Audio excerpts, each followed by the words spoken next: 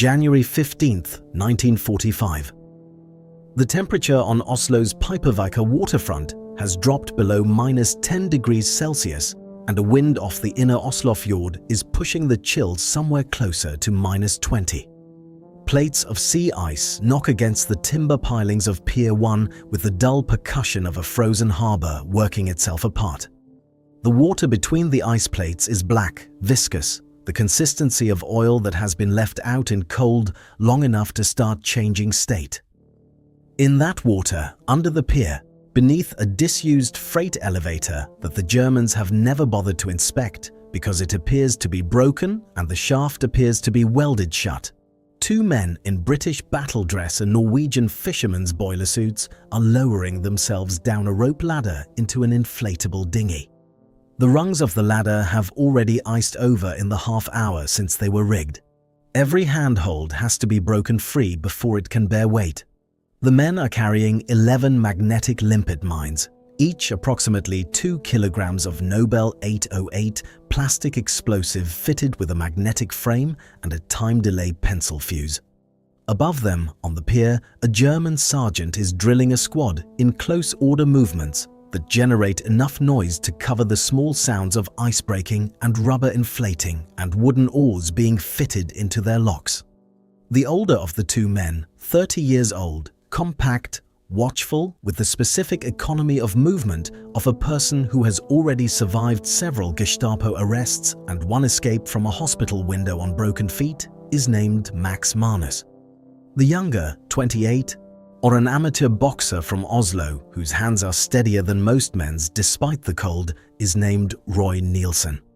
The ship they have come to kill is tied to the pier above them, a 9,026-ton refrigerated cargo steamer of Norddeutscher Lloyd Registry, built in Hamburg in 1929, requisitioned by the Kriegsmarine in September 1939, and at this moment loading German troops bound for the Eastern Front, where the Red Army is 400 kilometers from Berlin and closing the distance by the hour.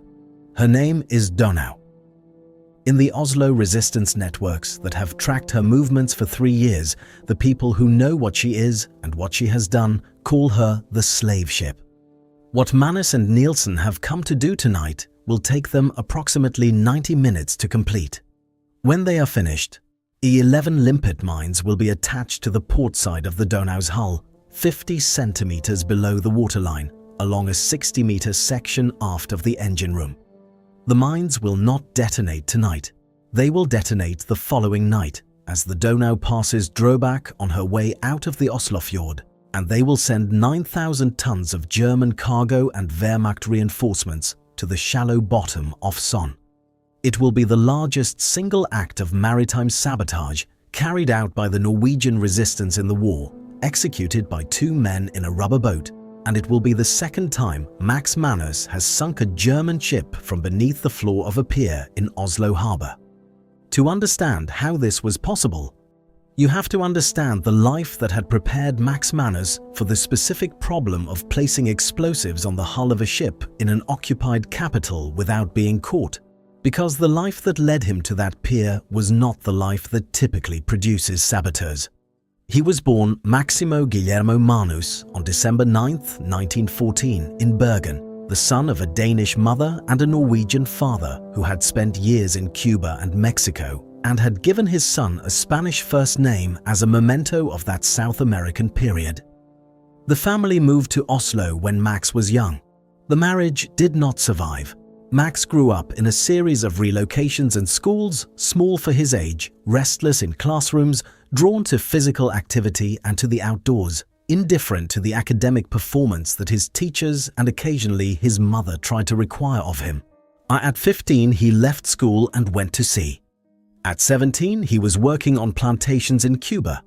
At 18, he was hunting for gold in Brazilian and Bolivian jungles, living in conditions that most European teenagers of the period would have found physically unsurvivable, learning the specific set of skills that extended contact with hostile terrain produces in people who survive it, how to move quietly, how to sleep when any noise might be a predator, how to endure physical discomfort without the constant signaling that people in comfortable circumstances use to communicate their discomfort to others. He came home to Norway in 1939 in his mid-20s, fluent in Spanish, Portuguese, English, and the silence of men who have learned that words are not always the best tool for the problem in front of them.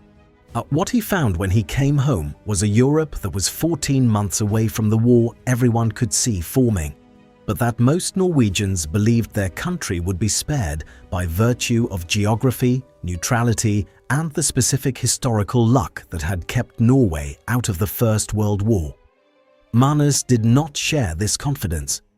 When the Soviet Union attacked Finland on November 30th, 1939, he volunteered within days for the Finnish cause, travelled to Finland, and fought in a volunteer detachment in the Winter War that Simo Häyhä was at that same moment writing into history from his position on the Kolla River.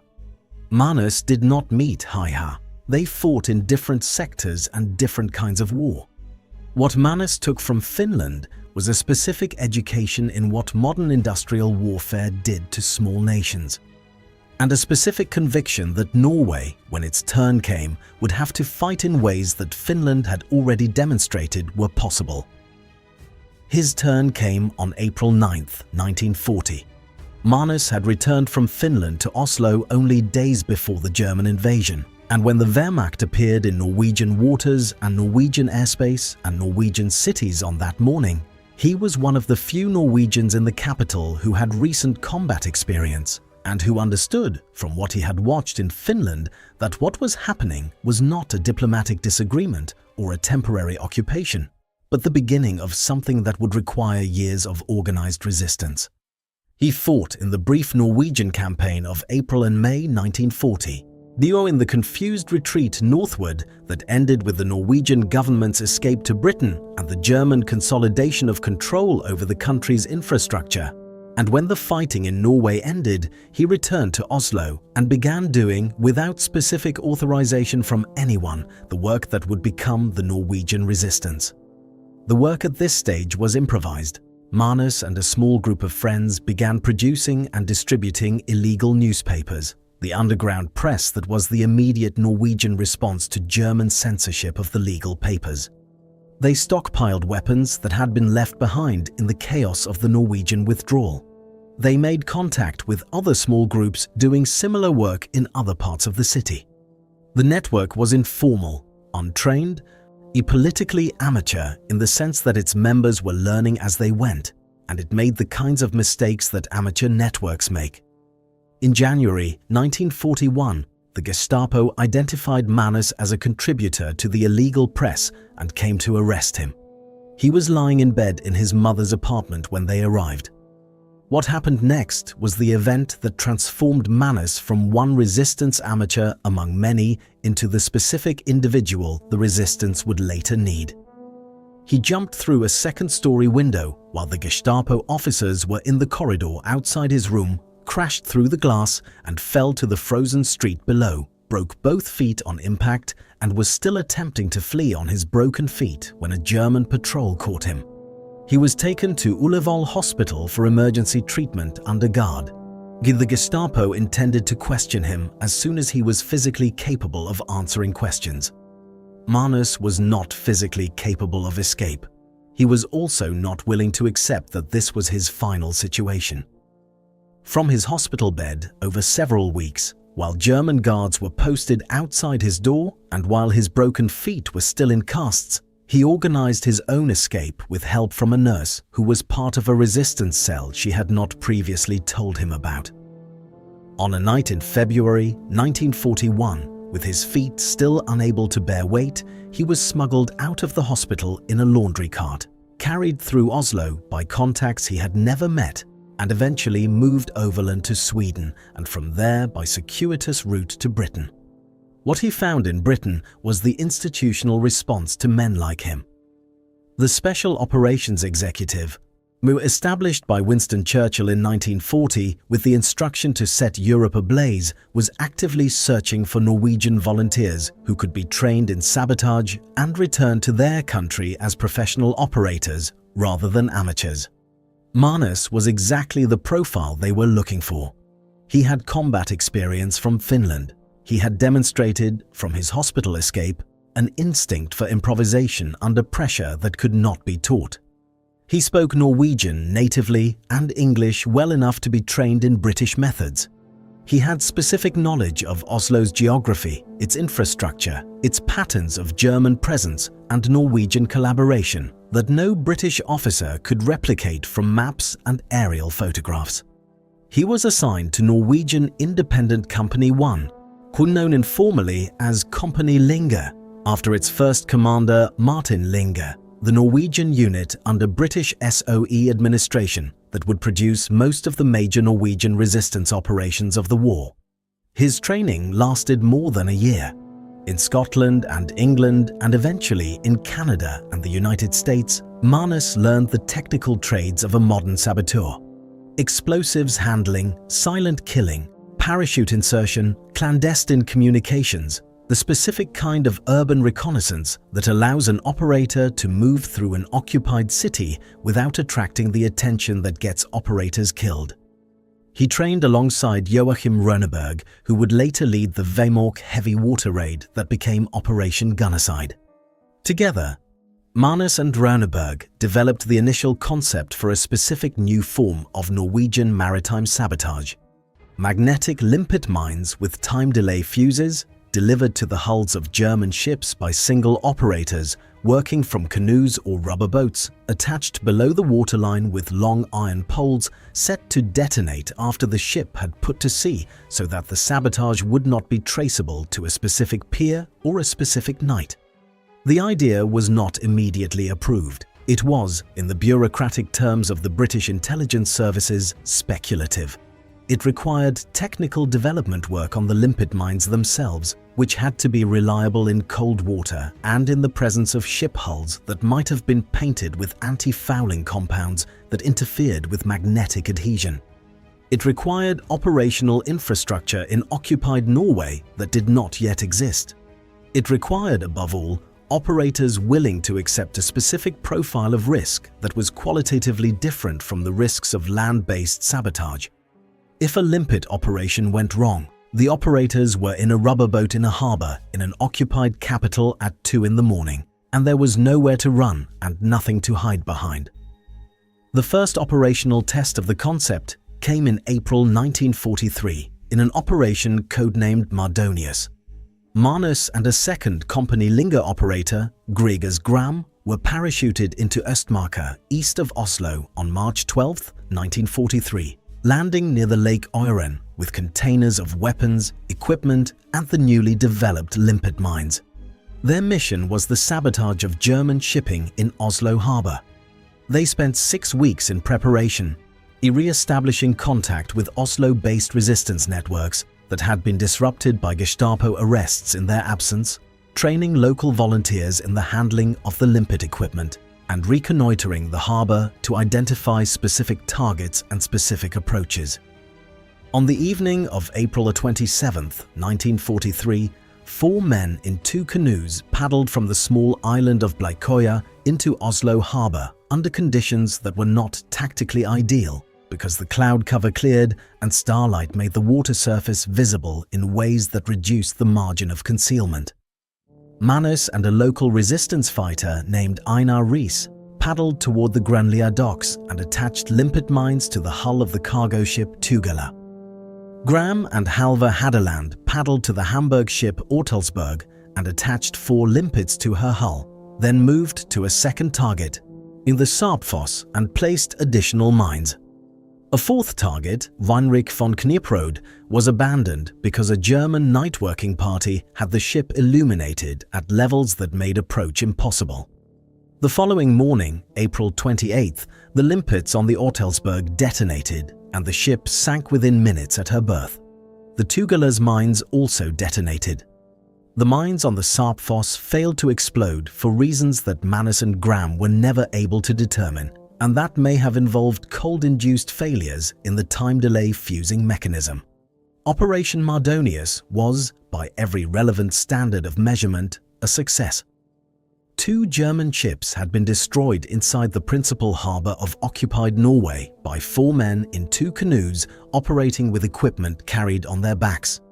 The German response was a comprehensive tightening of harbour security across Norway, the imposition of additional patrols, the establishment of new inspection procedures, and the general conclusion among German naval authorities that the unlocated Norwegian saboteurs who had just sunk ships in Oslo might do so again.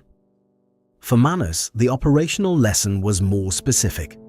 The limpet concept worked. It required specific operators who could handle the combination of physical demands, cold water equipment management, and psychological composure that the approach to a ship required.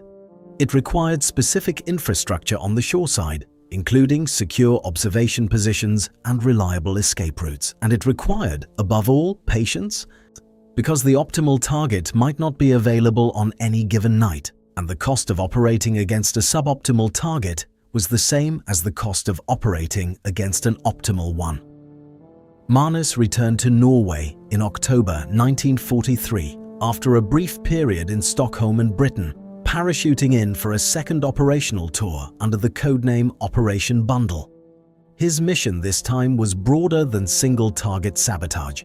He was establishing a permanent company-Linge operational base inside Oslo, building out the networks of safe houses, couriers, document forgers, and technical specialists that a sustained resistance campaign required, and preparing for specific high-value targets that would become available as the war's trajectory became clearer. Among the people he recruited or worked with during this period were Gunnar Sønsteby, the legendary multi-identity resistance operator who would become one of the most decorated Norwegians of the war, and Roy Nielsen, the young Milorg member and amateur boxer from Oslo who would become his partner in the operation that ended at Drubak.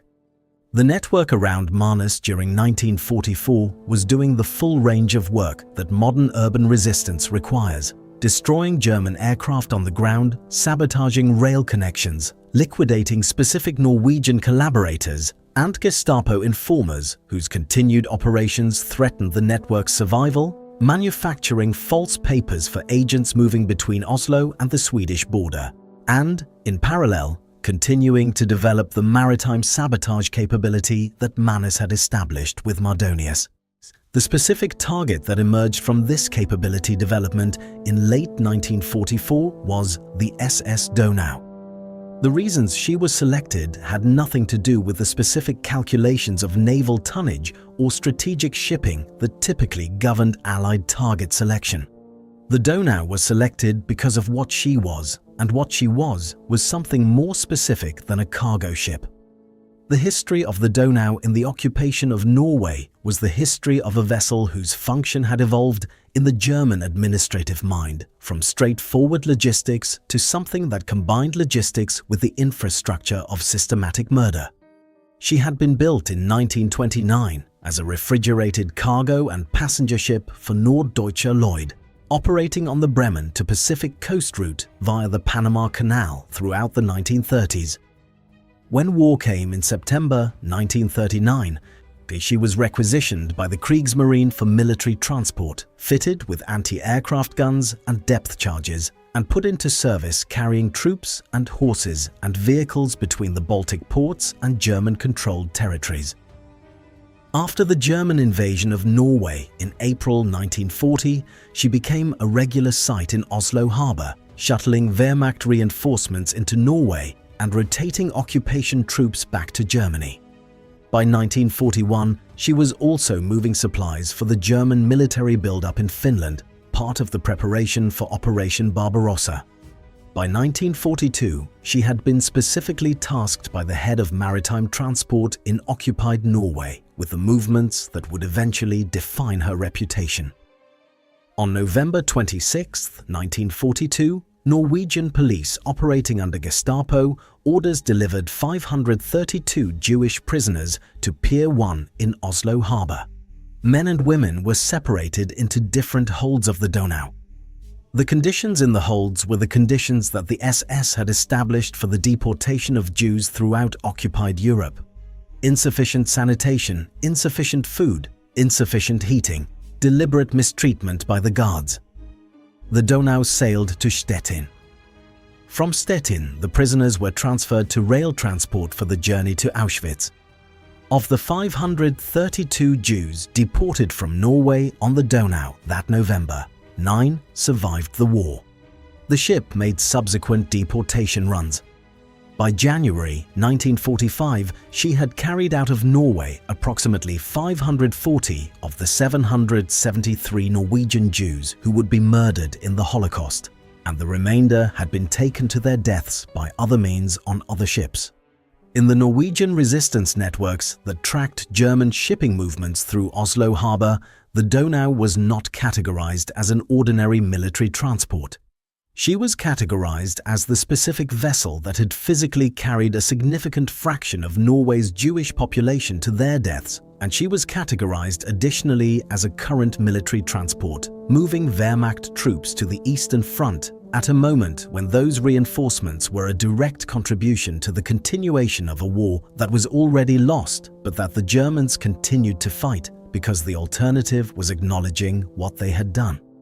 The Donau was, in the specific moral accounting that resistance networks do when they select targets, a ship that needed to be sunk. The intelligence that made the operation possible came from sources that Manus spent months cultivating. The Norwegian resistance had contacts inside the Oslo dockyards, including stevedores, crane operators, clerks, and one specific individual named Kåre Halvorsen who worked on the pier where the Donau typically docked. Halvorsen's contribution to the operation was technically the most important single piece of work anyone other than Manus and Nielsen did. Under a building on Pier 1, inside a utility space that was supposed to be sealed, Halvorsen cut a hole through the floor down to the water level, and he did this slowly, over weeks, in a way that would not attract the attention of the Germans or of anyone else who might report it. The hole was below a disused freight elevator. The elevator shaft appeared, from the pier above, were to be inactive and sealed. In reality, the shaft had been modified so that it could serve as a covered launch point for a rubber boat, with direct access to the water beneath the pier and with the overhead structure of the pier itself, providing concealment from observers on the waterside or in German patrol boats passing through the harbour. The rubber boat and the limpet mines and the associated equipment had been smuggled into the space by a resistance operative named Alf Borgen across multiple trips over the course of weeks, each trip small enough to be disguised as ordinary dock worker activity. Manus and Nielsen had inspected the space and tested the inflation of the boat on a night several days before the operation, confirming that the approach worked and that the limpets could be armed and deployed from the space without generating sound or light signatures that would attract attention from the guards above. The specific night of the operation was determined by the Donau's arrival in Oslo. She came in from Aarhus in Denmark on January 15, 1945, as part of a shuttle run that had been moving troops and supplies between Danish ports and Oslo throughout that January. Manus made the decision to attack her within hours of her arrival. The approach to the pier on the evening of January 15th was the kind of operational sequence that looks routine in retrospect and is, while it is happening, a series of decisions whose margins for error are measured in seconds and small physical details.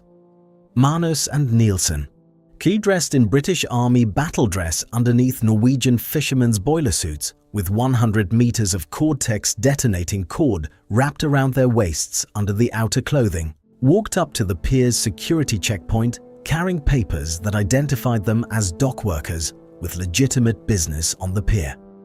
The guard inspecting their papers was a young German who had been posted at this checkpoint for weeks and who had developed, like most guards in long static positions, habits of attention that were approximate rather than thorough. Nielsen's contribution to the first phase of the operation was physical comedy. He slipped on the iced surface just outside the checkpoint, fell in a way that was specifically designed to be visible and embarrassing, and generated enough distraction that the guard's inspection of the two men's papers was cursory to the point of being nominal. They passed the checkpoint. They entered the building containing the disused elevator shaft. They climbed down through the hole in the floor that Halvorsen had cut and covered with a board. In the space beneath the pier, they inflated the rubber boat, loaded the 11 limpet mines, prepared their 2 Sten submachine guns in case the operation went loud, and waited for the last German activity on the pier above them to settle into its nighttime pattern. The delay in departure was significant. A German patrol boat appeared in the waterway near the pier and began conducting a slow sweep of the area, using searchlights and the specific procedure of probing beneath piers with poles to check for unauthorized activity. Manus and Nielsen lay flat in the rubber boat for approximately 40 minutes, not breathing audibly, not moving, while the patrol boat worked through the area around the pier and then moved on. This was the kind of endurance that cannot be trained in advance. It can only be performed by operators who have accepted, before the operation begins, that this specific kind of waiting may be required. When the patrol boat was gone, they pushed off into the water beneath the pier. The approach to the Donau was difficult because the water was choked with plates of floating ice, and the rubber boat had to be worked forward through the ice using oars and an axe that Manus used to break ice plates that were blocking their path. The distance to the ship was approximately 30 meters of water. The journey took close to half an hour. When they reached the Donau's hull, they were in the specific position that limpet operations required, directly alongside a German ship, in the water in an inflatable boat with plastic explosive that had to be attached to the hull in a specific pattern along a specific section below the waterline, with the magnets engaging cleanly and the time fuses set to delays that would allow the ship to clear Oslo harbor before detonation. Working with iron poles of approximately 2 meters length, Manus and Nielsen attached the limpets one at a time along a 60-meter section of the Donau's port side, positioning each mine approximately 50 centimeters below the waterline, spaced at intervals that would ensure that detonation would produce overlapping damage zones rather than isolated holes that damage control teams could plug. The pole technique required a specific muscular coordination in the cold. The operator had to lean out of the rubber boat far enough to reach the ship's hull, extend the pole with a limpet attached to its end, place the limpet against the hull in a specific orientation, release the magnetic catch, and withdraw the pole without disrupting the mine's attachment. Each limpet took several minutes. The cold made everything slower. After approximately 90 minutes, 10 of the 11 limpets were in place on the Donau. At this point, Manus observed that another German ship, the Rolandseck, had arrived on the other side of the pier and was tying up for loading. He made the decision, with the concurrence of Nielsen, that the reserve limpet should be used rather than carried back. They paddled around to the Rolandseck and placed the 11th mine on her hull. Then they paddled back to the pier, back to the space under the elevator shaft, climbed back up through the hole, resumed their cover as dock workers, and walked back past the checkpoint that Nielsen had performed his fall in front of several hours earlier. They left Oslo harbor before dawn. They had done their work. The Donau was scheduled to sail on the morning of January 16th. The departure was delayed for reasons that neither Manus nor Nielsen could have known about in advance, the kind of routine delay that ships in wartime operations experienced constantly. And the delay was long enough that the limpets detonated while the Donau was still in the Oslofjord, rather than in the open Skagerrak as Manus had calculated. The explosions occurred at approximately 11 p.m. on the night of January 16th, as the Donau was passing the town of Drobak, in the same narrow sound where the German heavy cruiser Blücher had been sunk in April 1940 by torpedoes from Oscarsborg Fortress during the invasion of Norway. The symmetry of the location was not something Manus had planned. It was one of the coincidences that war occasionally produces. The captain of the Donau, reacting quickly to the multiple underwater explosions along his port side, attempted to beach the ship in shallow water to prevent her from sinking in water deep enough that rescue operations would be impossible. He partially succeeded. The Donau came aground in relatively shallow water near Sun, with her bow pushed into the seabed and her stern flooding. Over the course of the night, she slipped off the initial grounding into deeper water and settled on the bottom with her decks and superstructure still visible above the surface.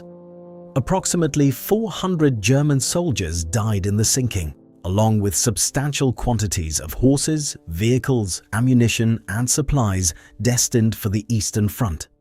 The exact casualty figure is disputed in German and Norwegian sources because the Wehrmacht, for obvious reasons, did not want a precise casualty count published, and because the chaos of the night involved significant numbers of men who jumped overboard into the frozen fjord and whose subsequent fates, whether they were rescued or drowned or died of exposure on the shore, were not comprehensively recorded.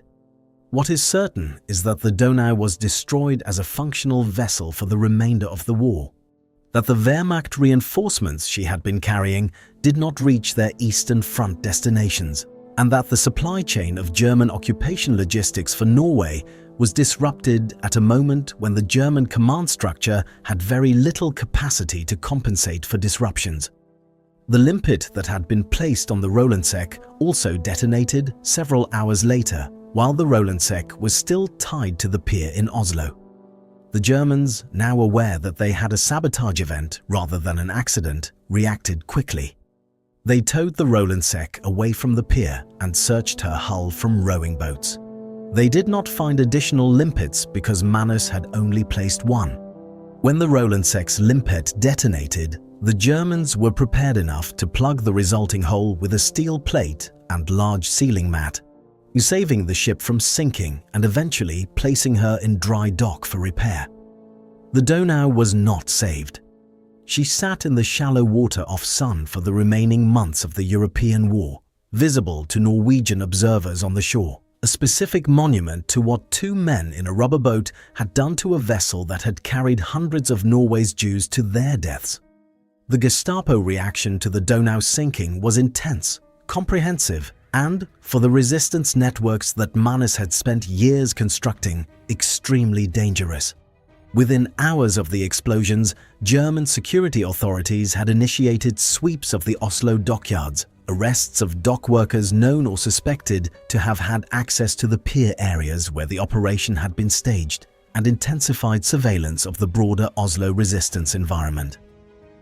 The inner operational cell, which consisted of Manus, Nielsen, Sønsteby, and a small number of others, remained intact through a combination of operational discipline, good luck, and the specific tradecraft that months of experience had refined into reflex.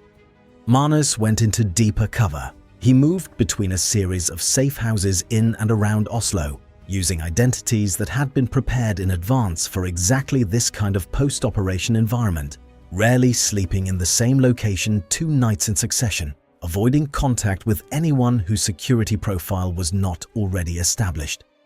The period between the Donau sinking and the German surrender in May was the most operationally dangerous of his entire war, because the Germans now knew, in ways they had not known before, that the resistance cell responsible for the Donau was sophisticated, well-resourced, and specifically targeting high-value maritime assets, and the Gestapo dedicated resources to finding that cell at levels they had not previously committed.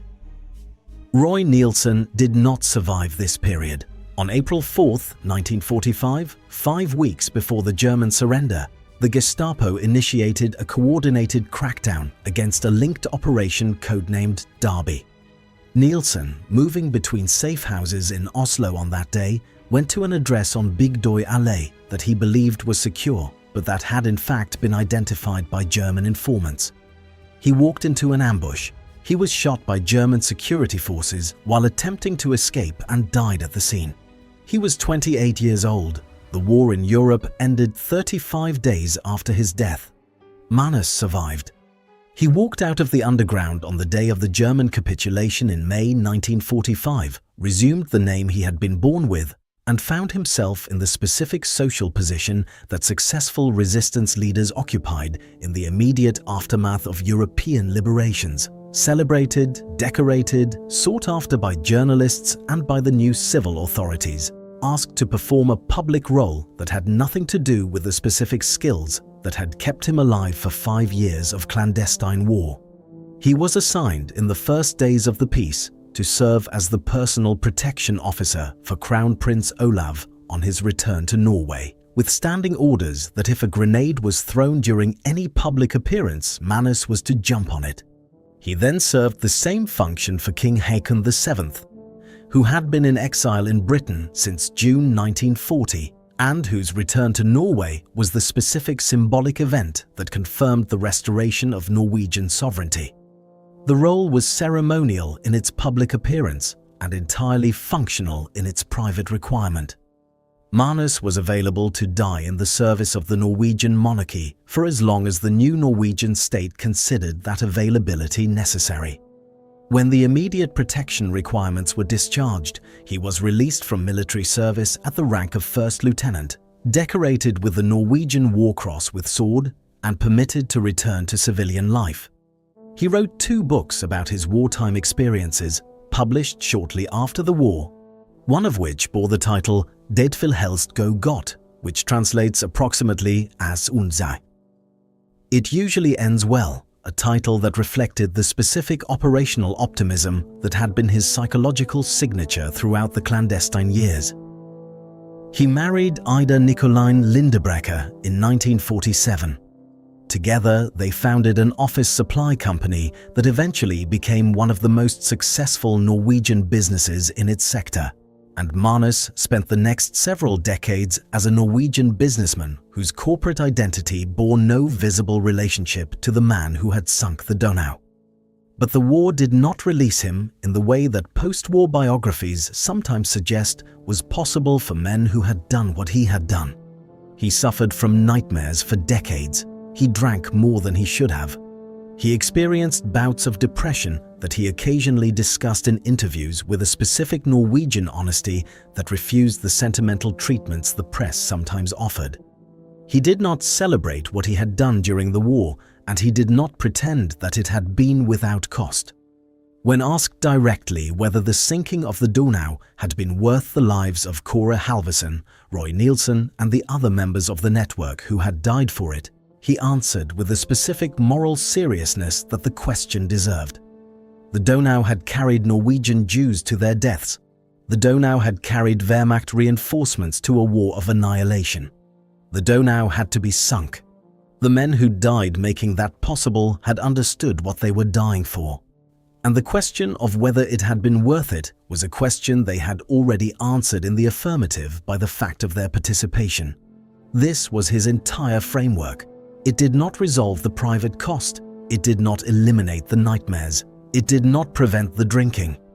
But it was the framework that he maintained until his death, and it was the framework that the Norwegian resistance as a whole maintained, a specific kind of moral clarity about particular targets that modern readers sometimes find uncomfortable in its directness, but that the men and women who did the work never found uncomfortable at all.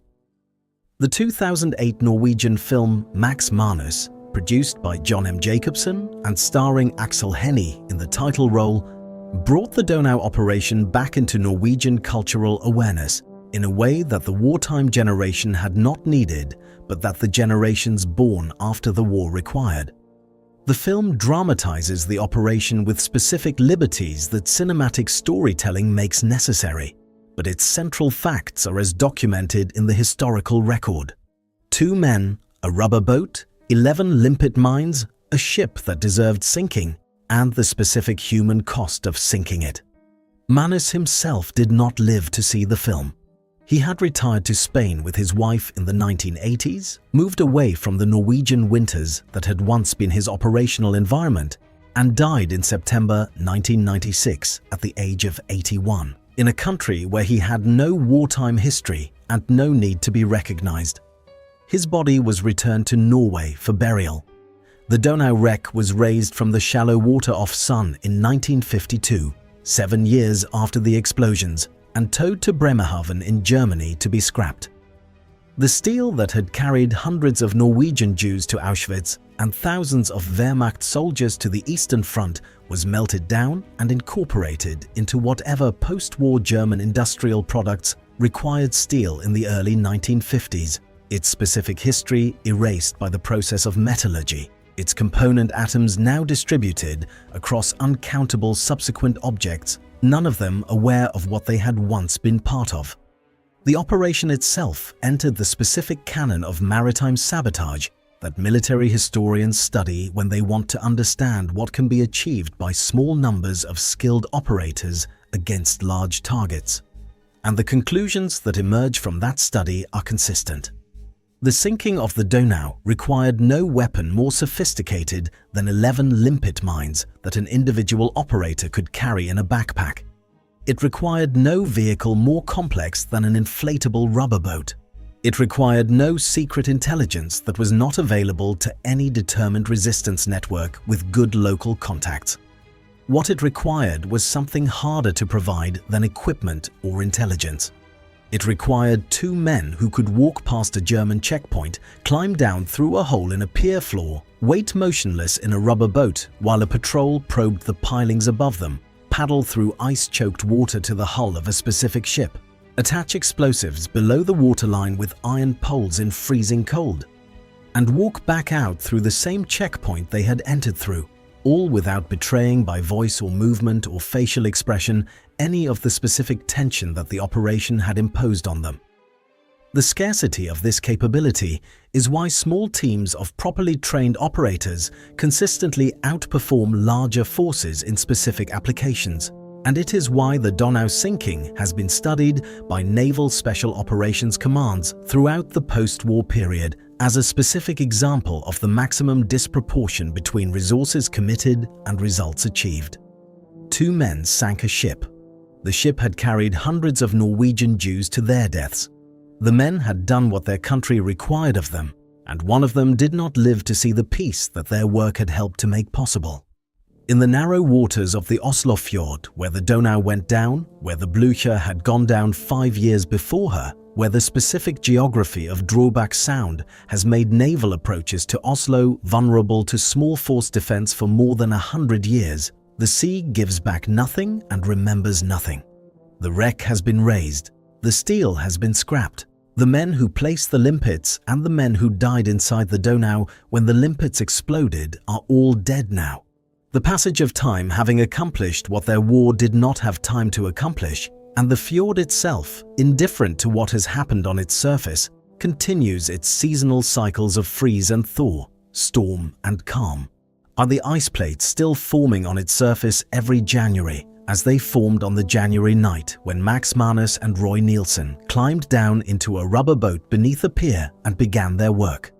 The slave ship is gone. The men who sank her are gone. What remains is the specific moral architecture of what they did and why they did it, and that architecture is as durable as any physical monument and considerably more honest than most. 2 men in a boat sank a ship that deserved sinking. One of them lived to tell the story. One of them did not. The ship carried its dead to the bottom. The survivors, both Norwegian and German, carried what they had witnessed for the rest of their lives. And the fjord, which had witnessed all of it, forgot all of it in the specific way that water forgets everything, which is completely and without preference, and which is perhaps the only form of peace that the North Sea knows how to offer. 2 men, 11 limpet mines, 1 slave ship, 90 minutes of work that took 2 years to prepare. Tell us in the comments. If you had been Max Manus standing at that Gestapo checkpoint with 11 limpets hidden under your clothes, would you have walked through the gate or would you have turned around? Drop your answer below. Subscribe for the next chapter in the history of men who changed wars by themselves. If this story hit differently, leave a like so the algorithm sends it to every History Channel subscriber who hasn't found us yet. Share it with someone who needs to hear about Norway's quiet war. Now, watch this next video.